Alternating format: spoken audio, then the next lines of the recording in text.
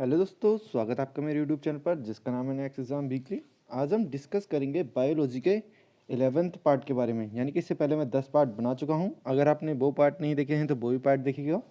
बहुत ही important question की series लेके चल रहा हूँ, तो सभी वीडियो को देखिएगा। तो इसमें मैं 12 क्वेश्चन पूछूंगा आपसे। मैं 12 क्वेश्चन में हर क्वेश्चन के लिए 5 सेकंड दूंगा। 5 सेकंड में अपना आंसर सोच लीजिएगा और लास्ट में कमेंट सेक्शन बताइएगा कि आपने 12 में से कितने सही किए हैं। इससे क्या होगा, इससे आपका पता चलेगा कि आपकी तैयारी कैसे चल रही है। तो ये बहुत ही इंपॉर्टेंट क्वेश्चंस हैं, अंत तक देखिएगा। तो चलिए शुरू करते हैं फिर वीडियो को। वीडियो शुरू करने से पहले अगर आप मेरे चैनल पर न्यू हैं तो प्लीज़ चैनल को सब्सक्राइब कर लीजिएगा। अगर आपको वीडियो पसंद आती है तो लाइक और शेयर ज़रूर कीजिएगा। तो चलिए शुरू करते हैं फिर आज के पहले क्वेश्चन से। आज का पहला क्वेश्चन है, नागफनी में प्रकाश संश्लेषित कार्य होता है।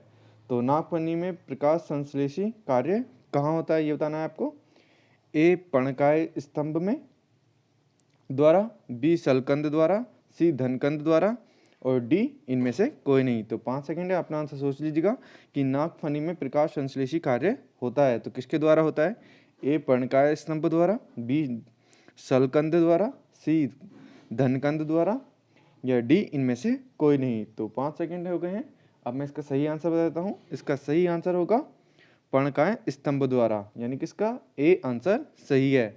नागफनी में प्रकाश संश्लेषण किसके द्वारा होता है, पर्णकाय स्तंभ द्वारा होता है, यानी कि इसका ए आंसर सही है। नेक्स्ट क्वेश्चन, निम्नलिखित में कौन एक तना है। तो इनमें से जो ऑप्शन दिए हैं उनमें से तना क्या है। ए गाजर, बी मूली, सी आलू और डी ये सभी। तो 5 सेकंड है, अपना आंसर सोच लीजिएगा कि क्या इसका सही आंसर होगा कि इनमें से एक तना क्या है।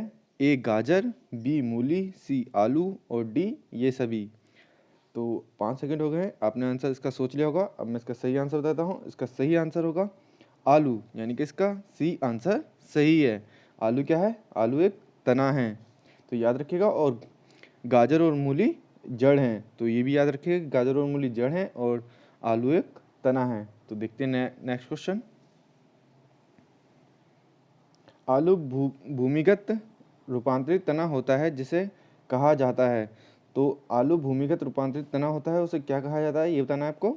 ए शलकंद, बी शकरकंद, सी धनकंद और डी कंद। तो 5 सेकंड है, अपना आंसर सोच लीजिएगा कि आलू भूमिगत रूपांतरित तना होता है जिसे कहा जाता है, तो क्या कहा जाता है। ए शलकंद, बी शकरकंद, सी धनकंद और डी कंद। तो 5 सेकंड हो गए हैं, आपने इसका आंसर सोच लिया होगा। अब मैं इसका सही आंसर बता देता हूँ। इसका सही आंसर होगा कंद, यानी कि इसका डी आंसर सही है।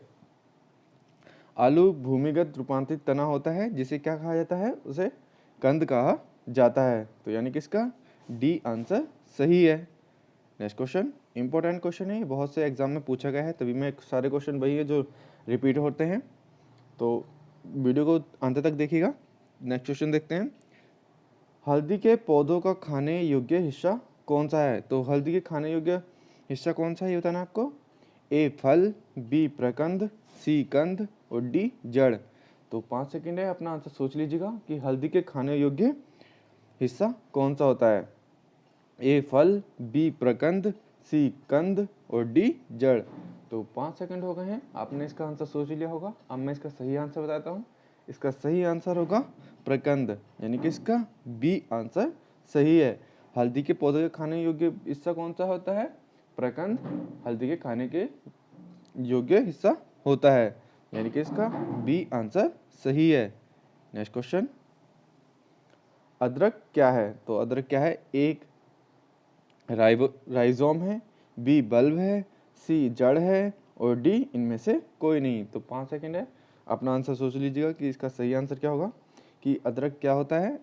ए राइजोम, बी बल्ब, सी जड़ और डी इनमें से कोई नहीं। तो 5 सेकंड हो गए हैं, आपने इसका आंसर सोच लिया होगा। अब मैं इसका सही आंसर बताता हूँ। इसका सही आंसर होगा राइजोम, यानी कि इसका ए आंसर सही है। अदरक क्या है, अदरक एक राइजोम है, यानी कि इसका ए आंसर सही है। नेक्स्ट क्वेश्चन, प्याज किसका परिवर्तित रूप है। तो प्याज किसका परिवर्तित रूप है ये बताना है आपको। ए जड़, बी पुष्प, सी तना और डी फल। तो 5 सेकंड है, अपना आंसर सोच लीजिएगा कि प्याज किसका परिवर्तित रूप है? ए जड़, बी पुष्प, सी तना और डी फल। तो 5 सेकंड हो गए हैं, आपने इसका आंसर सोच लिया होगा। अब मैं इसका सही आंसर बताता हूँ। इसका सही आंसर होगा तना, यानी कि इसका सी आंसर सही है। प्याज किसका परिवर्तित रूप है? प्याज तने का परिवर्तित रूप है, यानी कि इसका सी आंसर सही है। नेक्स्ट क्वेश्चन, वे पौधे जिनमें कभी पुष्प नहीं बनते क्या कहलाते हैं? तो जिनमें कभी पुष्प नहीं बनते हैं वे पौधे क्या कहलाते हैं, ये बताना है आपको। 5 सेकंड है, अपना आंसर सोच लीजिएगा। ऑप्शन बता देता हूँ। ए क्रिप्टोगेम्स, बी एंजियोस्पर्म, सी जिम्नोस्पर्म और डी इनमें से कोई नहीं। तो 5 सेकंड है, अपना आंसर सोच लीजिएगा कि वे पौधे जिन पर कभी पुष्प नहीं बनते वो क्या कहलाते हैं। ए क्रिप्टोगेम्स, बी एंजियोस्पर्म, सी जिम्नोस्पर्म और डी इनमें से कोई नहीं। तो 5 सेकंड हो गए हैं, आपने इसका आंसर सोच लिया होगा। अब मैं इसका सही आंसर बताता हूँ। इसका सही आंसर होगा क्रिप्टोगेम्स, यानी कि इसका ए आंसर सही है। वे पौधे जिन पे कभी पुष्प नहीं बनते हैं वो क्या कहलाते हैं? क्रिप्टोगेम्स कहलाते हैं, यानी कि इसका ए आंसर सही है। नेक्स्ट क्वेश्चन देख लेते हैं। संसार का सबसे बड़ा पुष्प किसके द्वारा उत्पन्न होता है? तो संसार का सबसे बड़ा पुष्प किसके द्वारा उत्पन्न होता है ये बताना है आपको। ए लोरेंथस के द्वारा, बी रेल्फियस के द्वारा, सी ड्रोसेरा के द्वारा और डी इनमें से कोई नहीं। तो 5 सेकंड है, अपना आंसर सोच लीजिएगा कि संसार का सबसे बड़ा पुष्प किसके द्वारा उत्पन्न होता है। ए लोरेंथस के द्वारा, बी रेल्फिसिया के द्वारा, सी ड्रोसेरा के द्वारा और डी इनमें से कोई नहीं। तो 5 सेकंड हो गए हैं, आपने इसका आंसर सोच लिया होगा। अब मैं इसका सही आंसर बताता हूँ। इसका सही आंसर होगा रेल्फिसिया के द्वारा, यानी कि इसका बी आंसर सही है। संसार का सबसे बड़ा पुष्प किसके द्वारा उत्पन्न होता है? रेल्फिसिया द्वारा, यानी कि इसका बी आंसर सही है। नेक्स्ट क्वेश्चन, संसार का सबसे छोटा पुष्प कौन सा है? तो संसार का सबसे छोटा पुष्प कौन सा है ये बताना आपको। ए बुल्फिया, बी कमल, सी गुलाब और डी रेल्फिसिया। तो कौन सा इसका सही आंसर है? 5 सेकंड है, अपना आंसर सोच लीजिएगा कि क्या इसका आंसर होगा। संसार का सबसे छोटा पुष्प कौन सा है? ए बुल्फिया, बी कमल, सी गुलाब और डी रेल्फिसिया। तो 5 सेकंड हो गए हैं, तो इसका आंसर आपने सोच लिया होगा। ये तो बहुत ही कॉमन क्वेश्चन है, बहुत बार एग्जाम में पूछा गया है। तो इसका सही आंसर होगा बुल्फिया, यानी कि इसका ए आंसर सही है। संसार का सबसे छोटा पुष्प कौन सा होता है? बुल्फिया संसार का सबसे छोटा पुष्प होता है, यानी कि इसका ए आंसर सही है। नेक्स्ट क्वेश्चन, जीवन चक्र की दृष्टि से पौधे का सबसे महत्वपूर्ण अंग कौन सा है? तो जीवन चक्र की दृष्टि से पौधे का सबसे महत्वपूर्ण अंग कौन सा है ये बताना है आपको। 5 सेकंड है। ए तना, बी जड़, सी पुष्प और डी पत्ती। तो 5 सेकंड है, अपना आंसर सोच लीजिएगा कि जीवन चक्र की दृष्टि से पौधे का सबसे महत्वपूर्ण अंग कौन सा है। ए तना, बी जड़, सी पुष्प, डी पत्ती। तो 5 सेकंड हो गए हैं, आपने इसका आंसर सोच लिया होगा। अब मैं इसका सही आंसर बताता हूँ। इसका सही आंसर होगा पुष्प, यानी कि इसका सी आंसर सही है। जीवन की दृष्टि से पौधे का सबसे महत्वपूर्ण अंग कौन सा है? पुष्प सबसे महत्वपूर्ण अंग है, यानी कि इसका सी आंसर सही है। नेक्स्ट क्वेश्चन, कौन एक जीवित जीवाश्म कहलाता है? तो इसमें से कौन एक जीवित जीवाश्म कहलाता है ये बताना आपको। ए जिगंगो, बी साइकस, सी पाइनस और डी इनमें से कोई नहीं। तो 5 सेकंड है, अपना आंसर सोच लीजिएगा कि कौन एक जीवित जीवाश्म कहलाता है।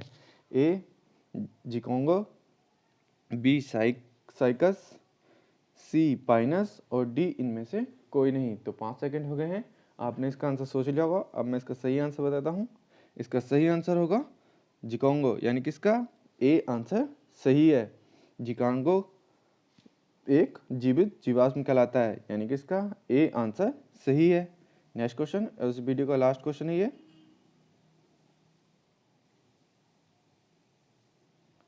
दमा एवं खांसी के रोगों में काम आने वाली औषधि इफेड्रिन किससे प्राप्त की जाती है? तो इफेड्रिन किससे प्राप्त की जाती है ये बताना है आपको। ए पाइनस, बी जूनिपेरस, सी साइकस और डी इफ्रेड्रा। तो 5 सेकंड है, अपना आंसर सोच लीजिएगा कि इसका सही आंसर क्या होगा कि इफेड्रिन किससे प्राप्त की जाती है। ए पाइनस, बी जूनिपेरस, सी साइकस और डी इफेड्रा। तो 5 सेकंड हो गए हैं, आपने इसका आंसर सोच लिया होगा। अब मैं इसका सही आंसर बताता हूँ। इसका सही आंसर होगा इफेड्रा, यानी कि इसका डी आंसर सही है। दमा एवं खांसी के रोगों में काम आने वाली औषधि इफेड्रिन किससे प्राप्त की जाती है, इफेड्रा से प्राप्त की जाती है। तो ये थे आज के क्वेश्चन। और कमेंट सेक्शन में अपना स्कोर बताइएगा कि आपने कितने क्वेश्चन सही किए हैं। उम्मीद है आपको वीडियो पसंद आई होगी। वीडियो पसंद आई होगी तो वीडियो को लाइक कीजिएगा और अपने दोस्तों के साथ ज़्यादा से ज़्यादा शेयर कीजिएगा। और अगर आप मेरे चैनल पर पहली बार विजिट कर रहे हैं तो चैनल को सब्सक्राइब भी कर लीजिएगा। धन्यवाद।